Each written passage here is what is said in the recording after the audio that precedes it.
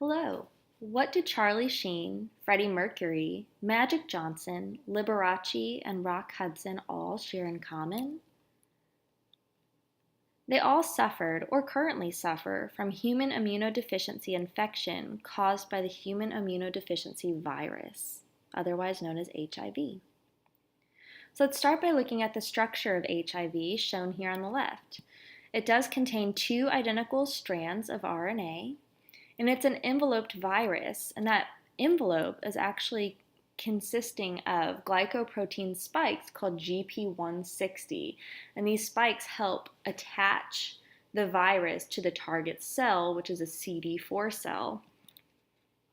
The glycoprotein spikes also branch off into two different types of proteins, which are the docking protein, GP120, and the transmembrane protein, GP41. From there, there's also protease, which the protease is an enzyme that cleaves the newly formed HIV polyproteins off during viral replication.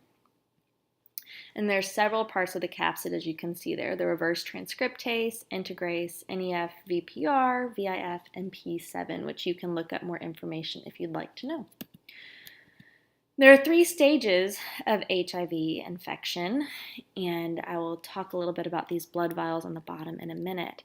But first, there's stage 1, which is acute HIV infection, stage 2, which is chronic HIV infection, and stage 3, which is acquired immunodeficiency syndrome, otherwise known as AIDS. And as you can see at the bottom, before an HIV infection, there are quite a few CD4 cells. Well, what's a CD4 cell? They are responsible to help activate the immune system. They work with T cell receptor complex to initiate immune system responses when there are unknown and foreign substances in the body that it needs to protect against. And so HIV is going to come in and attack those CD4 cells, leaving the person very vulnerable to other infections and illnesses. So in stage 1, which is acute HIV infection, it's going to start 2 to 4 weeks after initial infection. The patient is going to experience flu-like symptoms and may not realize that they've been infected with HIV, which can make them very dangerous because it's very contagious in this stage, as there's large amounts of the virus in the blood, as you can see below on the chart. Then they enter stage 2, which is chronic HIV infection. At this stage, the HIV is still active but reproduces slowly. And as you can see at the bottom, there are still some CD4 cells present, but there's less of the HIV virus. And as they go through this stage, the HIV is slowly going to be reproducing until they're carrying a heavier load of the virus. They may experience no symptoms or get sick during this stage. And without medication or treatment, they may stay in this stage for 10 years, potentially more, usually less. It really just depends on the individual. With medication, they can actually stay in this stage for several decades. They're still able to transmit the virus to others during this stage, but it is less contagious because there's less of the virus in their blood, especially if they're using medication and other ways to protect others from getting it and transmitting it. It's much safer in this stage. The third stage, which is acquired immunodeficiency syndrome, AIDS, is the most severe phase of this infection.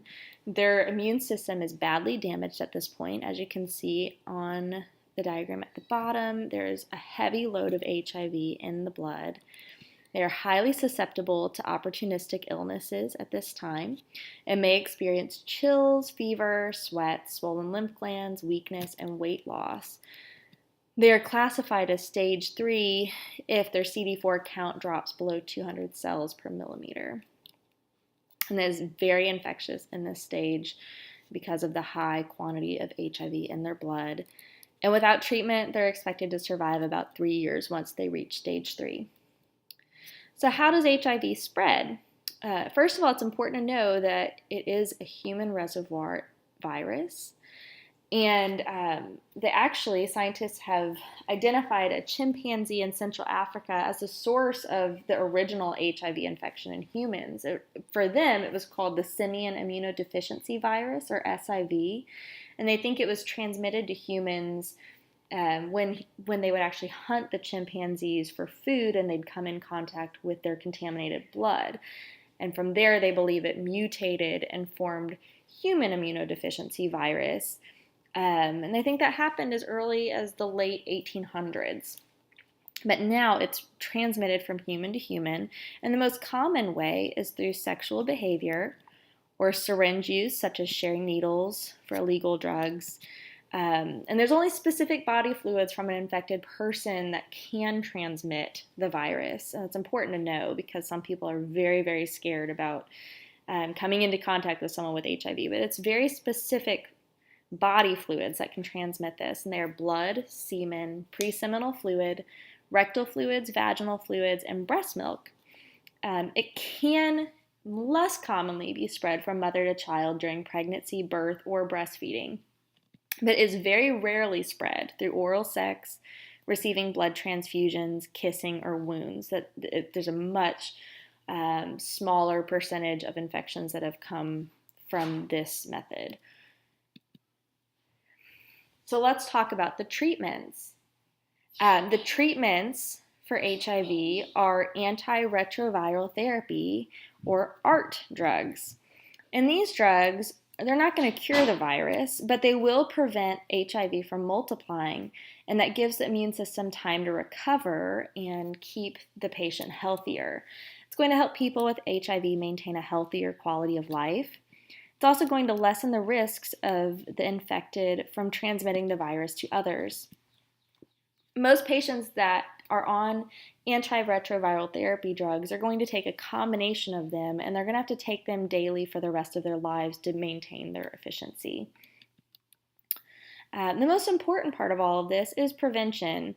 A lot of things can be done to prevent the spread of HIV, and one that's really simple is using condoms during intercourse, potentially choosing less risky sexual behavior, not sharing needles, which if you are avoiding illegal substances, that's going to be an easier one to do.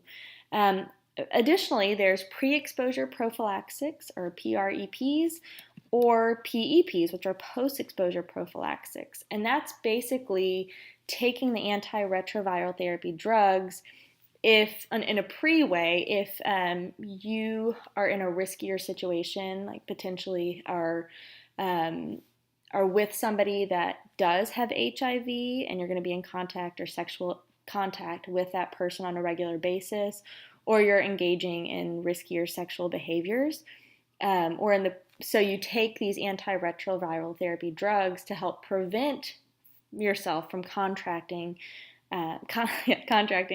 this virus, or if you think you've been exposed to the virus by someone who might have it, you can take these drugs to help prevent yourself from getting the virus. I've included a link here to the HIV risk reduction tool at the CDC, and that is a little thing that you can go through and help determine whether you might be at an increased risk for an HIV infection and determine ways that you can protect yourself. I hope that you've learned some new information today, and I thank you for your time.